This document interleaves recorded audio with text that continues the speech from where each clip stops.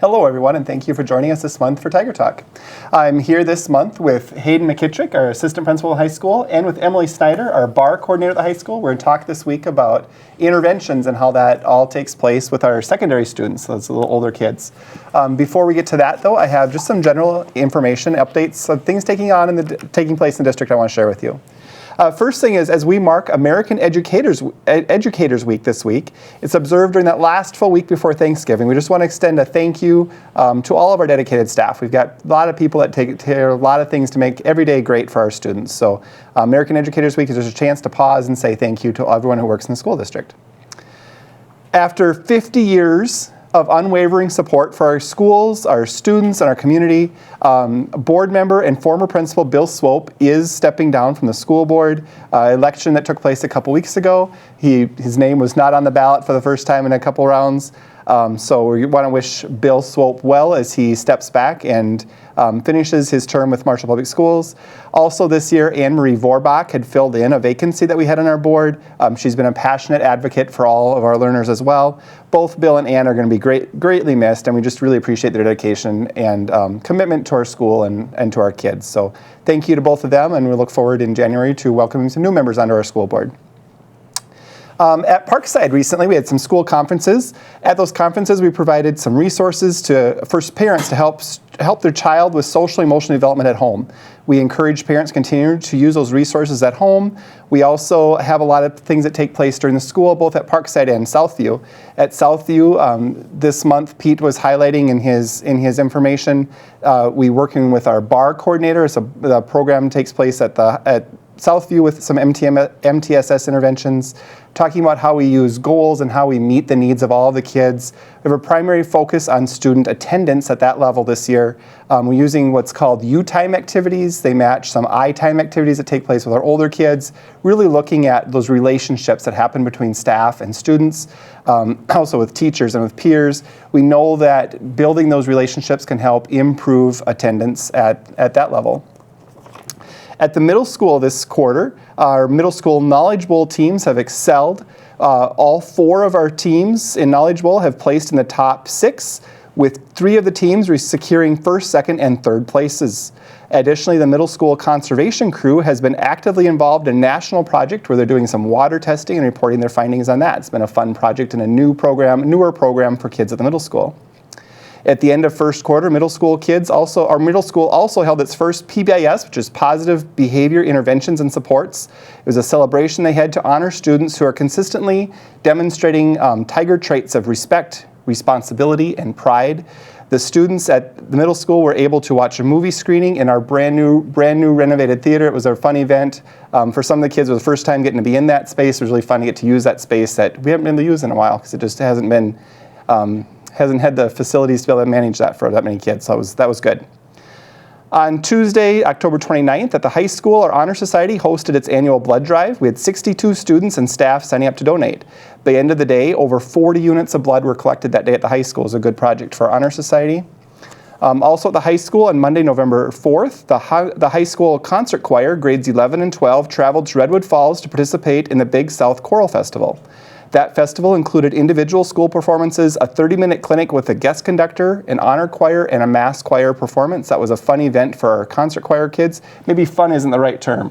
It was a good event for the kids. They learned a lot. It was a nice chance to get to learn more about choir and get to work with that guest conductor, and just a good experience overall for that group of students.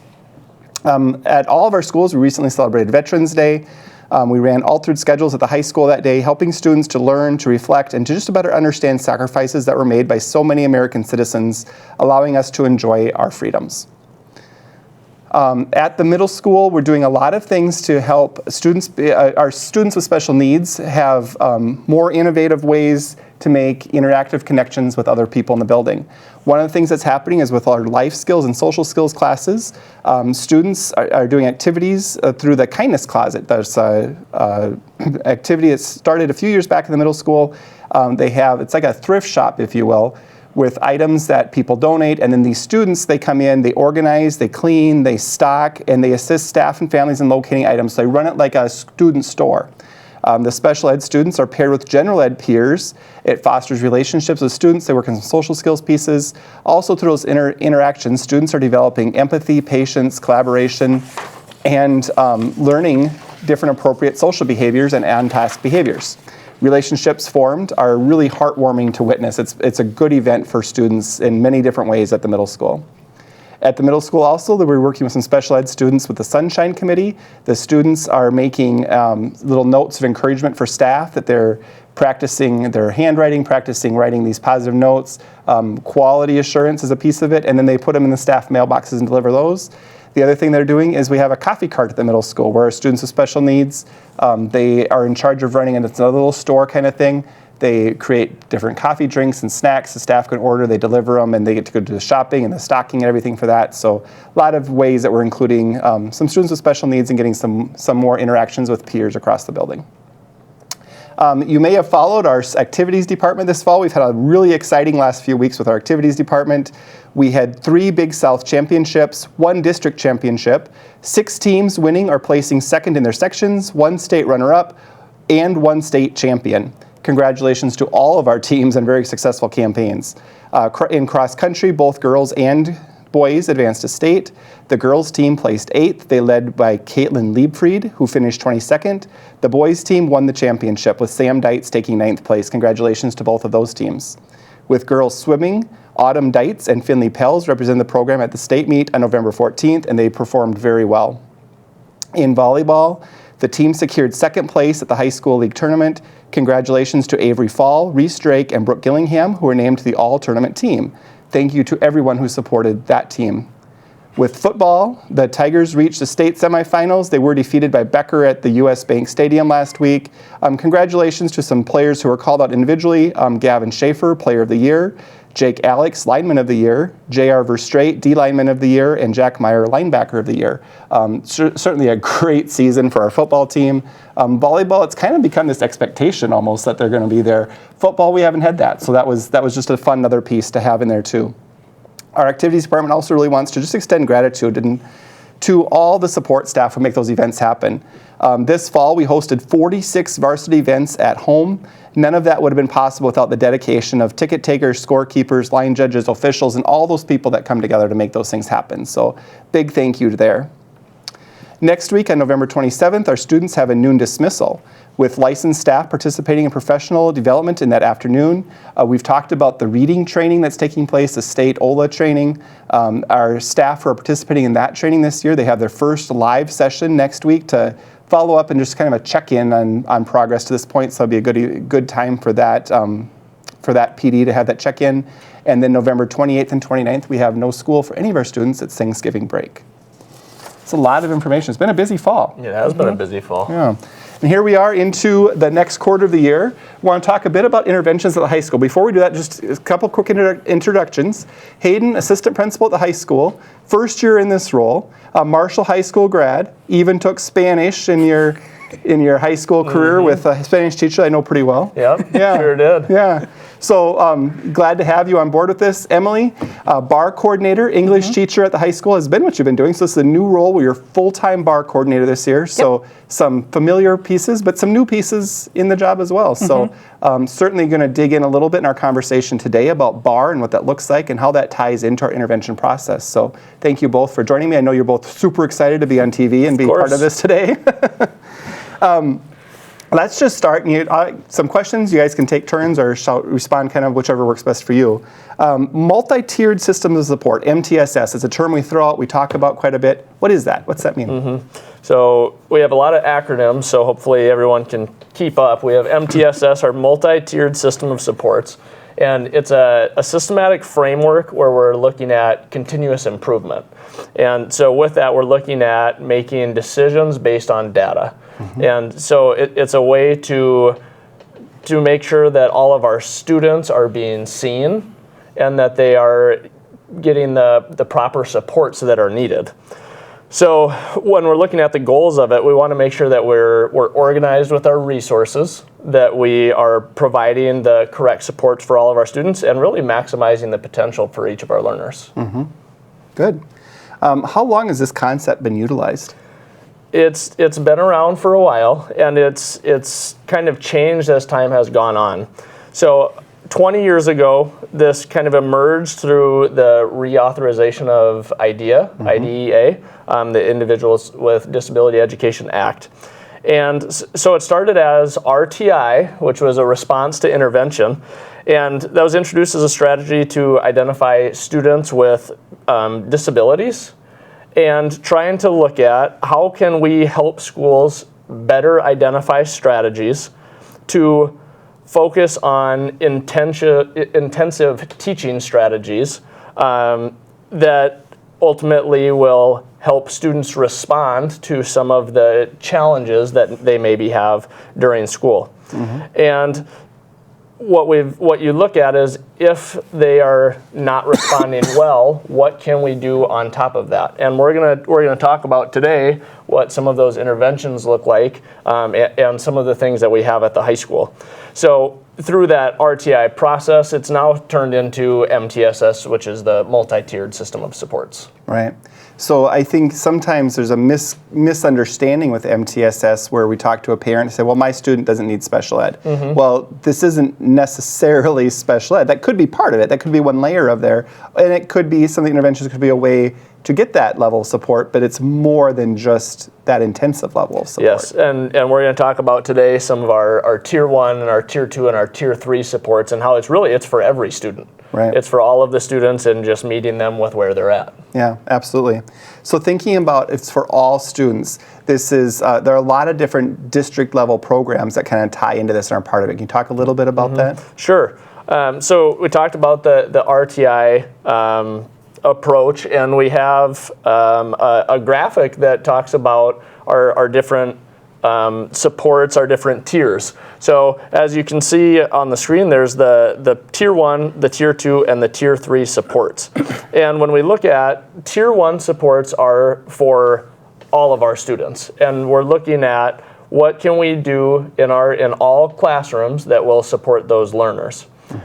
When we look at Tier 2, that's the next more intensive supports that will look at what are our learners that are not being supported by our Tier 1 supports that could use some of the Tier 2. So it's things that are supplemental to instruction.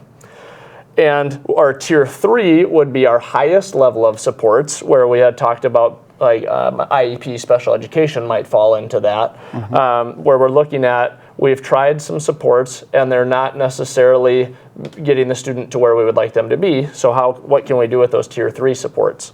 So some things that we might look at PLCs, our professional learning communities. And that's once a week on Wednesdays that our teachers get together, and it gives an opportunity to focus on data and looking at what we're doing in the classroom effective for our students. And it gives a time for purposeful, meaningful conversations that's data-driven based on student success. So thinking about that overall framework, would it be fair to say that when we're looking at MTSS and thinking about the supports for students, this isn't all about, like Emily, part of your job is looking at data and how are students succeeding. It's not all about which students are struggling and which students need support. Sometimes it helps us too. Like maybe our instruction isn't meeting the needs of the kids at where we need to be. So maybe we need to reflect on our own practice and the instructional that we're providing, intervention we're providing to meet some of those additional needs too. Absolutely. Yep. We are learning at the same time all the students are. Yeah. And as students change and teachers change and curriculum changes, we're always looking to see how is what we're doing impacting the students that we have. Yeah, absolutely. So we talked about BAR a little bit, the Building Assets Reducing Risk. We talked about that a few times on the show here. How is that framework is used at the high school, middle school, Southview now too? We got 3 different buildings we're using BAR. How does that work with MTSS? How do they tie together? I always think of MTSS as an umbrella, that all of these different things fit underneath. And the MTSS umbrella kind of encompasses all of the different things that Hayden talked about and that I do with the BAR program. And BAR fits under that MTSS umbrella because it focuses on student strengths. The whole process focuses on looking at what a student is good at and trying to figure out how to build on that strength to help that student be most successful. BAR is built on 2 solid pillars: relationship building and data. And by using relationship building strategies through our iTimes and through interacting with teachers and interacting with peers and teachers interacting with each other, including data into that sort of picture, you can create a system that supports students the best that it possibly can. With the BAR program, we talk about levels, but they align to the same tiers as MTSS. So our level 0 and level 1 students within the BAR program, that's the same as the tier 1 supports in MTSS, that it's for everybody. So at the high school level, all 9th graders participate in iTime activities, which is focusing on goal setting. It's focusing on relationship building. It focuses on, this month I know a lot of our iTimes focused on the idea of gratitude and expressing gratitude towards each other. But it also gives the teachers an excellent pathway to learn more about the students because it's different than what you typically do in a classroom. Our level 2 students under the BAR terms, tier 2 for MTSS, those are the students that need a little bit more support, and it may not happen just within the classroom.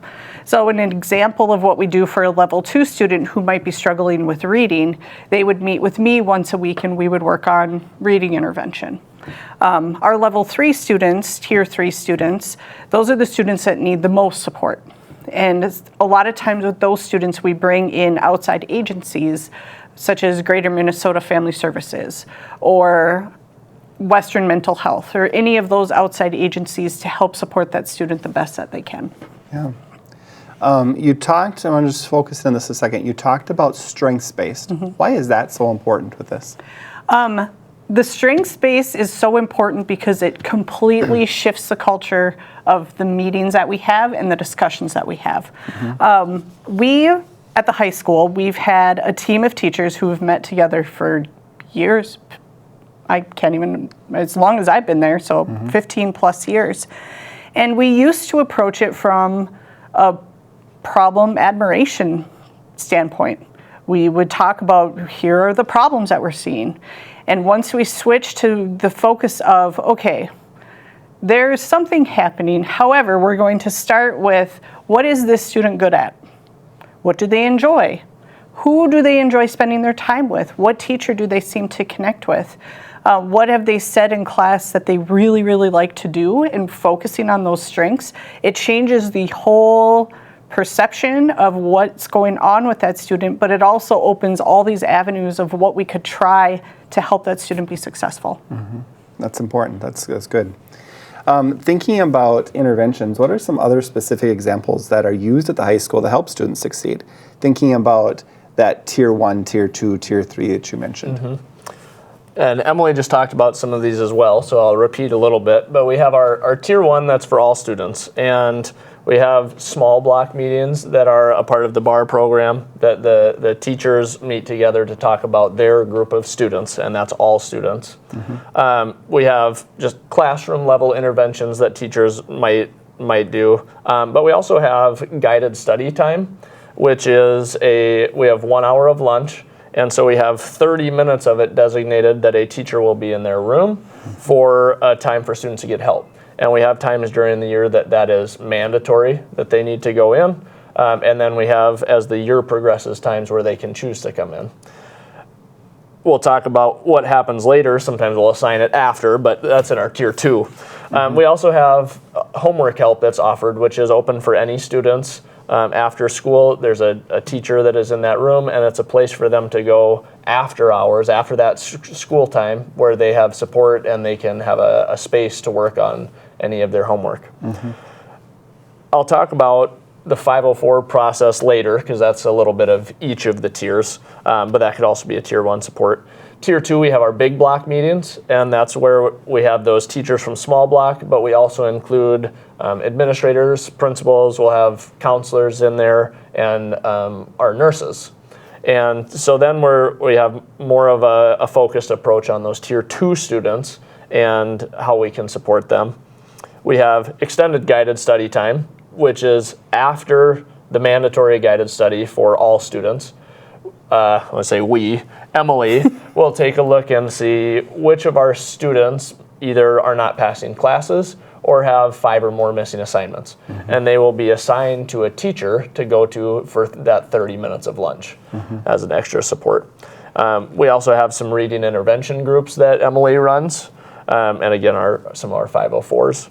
Then looking at our Tier 3, we have Community Connect meetings that are also a part of BAR, and that's where we've gone from small block to big block to our Community Connect, where we will now have nurses, counselors, administrators, but we'll also include some other agencies. We might have our SRO, our school resource officer there.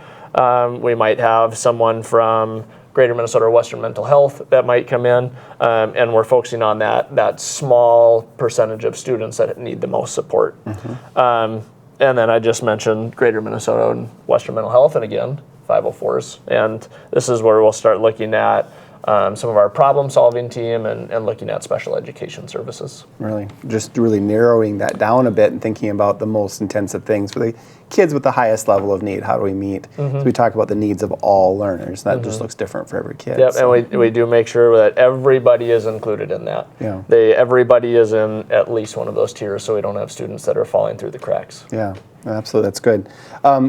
I just want to kind of clarify too, because we've talked a bit about the BAR, and we talked about the BAR program.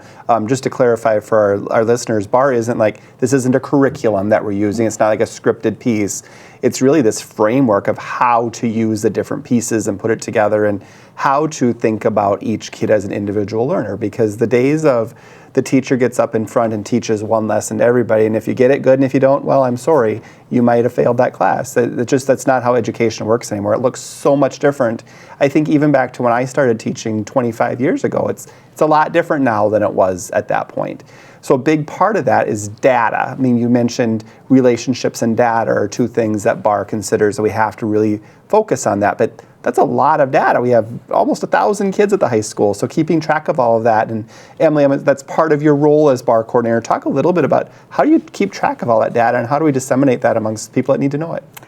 I've gotten really good with Excel. You really can do a lot with Excel. A lot of the data we keep track of, we do have a shared spreadsheet where we keep track of the students, the grades and information that we know is necessary. I keep track of which students need which interventions, but really the classroom teachers carry those out, and they're the real MVPs on that end of things, because they're the ones who are putting these interventions into place. They're the ones who I assign everybody to guided study, and I dole out who goes where, but the classroom teachers are the ones who are there working with those students. I spend a lot of time looking at things that people probably don't realize. So I look at everyone's grades, I look at their attendance, I look at their behavior referrals and their office referrals, but I also watch how they act in the hallway. I also watch how they act in the cafeteria. I see who they sit with. I see who sits by themselves. And I ask questions of custodians and paraprofessionals and people who the students probably don't even realize that they're being observed, not in like a strange way, but just like there's a lot of eyes on a lot of kids every day, and everybody sees something different because kids act different ways in different environments, right? So I try to put all these pieces together, especially when an issue is brought to me, to try and see how the whole picture fits together. So if I have a student who eats by themselves and won't answer questions in class and seems super isolated, but this is all a big dramatic change and it wasn't like that before at the beginning of the year, that signals to us, oh, we need to have someone check in with this kid because something's off. Right. Just kind of those eyes, just like a parent would at home, is an extra set of eyes during the school day and see what's going on. Because I don't know about you, but my high schoolers, when they come home, how was your day? I might get, meh. Yeah. So somebody paying attention to some of that is really important to have that bit of information. So that's good. We talked about how these interventions often occur before it might become a referral for special needs, and whether it be an academic piece or a behavioral piece. Talk a little bit about how that all kind of fits together and how that works. So when a teacher brings, or a parent, so we've had teachers and parents who bring concerns to us, we start immediately by looking at the students' strengths. That's the first thing we talk about. What are they good at? What do they enjoy? How are they connected to school? Are they in any activities? Do they want to be in activities, but they don't quite know how to join? So we start there, trying to put some of the pieces together. And then we talk with the classroom teachers to see what the issue might be. So if it's a learning concern, we try to identify what might be the root cause for that learning concern. Do they have gaps in their education? Did they used to go to school in a different district that taught classes in a different order than we do? We see that a lot with social studies classes or math classes where in a different district they do geometry before they do algebra 2, or they flip it around, So that's where we start the conversation. Do they have gaps in their learning because they were sick a ton in 8th grade? Do they have gaps in their learning because they just chose not to come to school? It's all gaps in learning, but the cause is all very different. Right. So once we can identify kind of where those learning needs are, we can much more easily pinpoint what skill needs to be taught. For more behavioral concerns, we also look at root cause. What do we feel is causing that behavior? So are they acting out in a class that's more of a lecture class where they have to sit and get, and in a more hands-on class they're not acting out as much? So we just have all of those discussions and we try to fit everything all together. Yeah, good. Hayden, one of the things that you mentioned that we haven't come back to is a 504. So that's another layer of intervention, if you will, another way to provide some service to students on a very individualized level. Talk a little bit about what a 504 is and what type of interventions that might include. Sure. A 504 plan is designed to support high school students with disabilities by ensuring they have equal access to education. And this could look like a lot of different things. It could be health related. It could be something about mental health. It could be ADHD or ADD. It could be diabetes. There's a lot of different things that fall under the 504 umbrella. We're just looking to determine, do students have disabilities that are impacting their schooling? And sometimes it gets a little confused between IEPs and 504s. Our IEPs, the special education program, they have specialized instruction to teach skills. Our 504s do not have that, where we still have accommodations, but there are not separate courses that they're learning some of those skills. It's just looking at how do we provide the correct amount of access to students in the classroom. Sure, kind of taking some of those accommodations a step up from what a tier 1 everyone gets, but little more formal, so it's in writing and it follows the kid.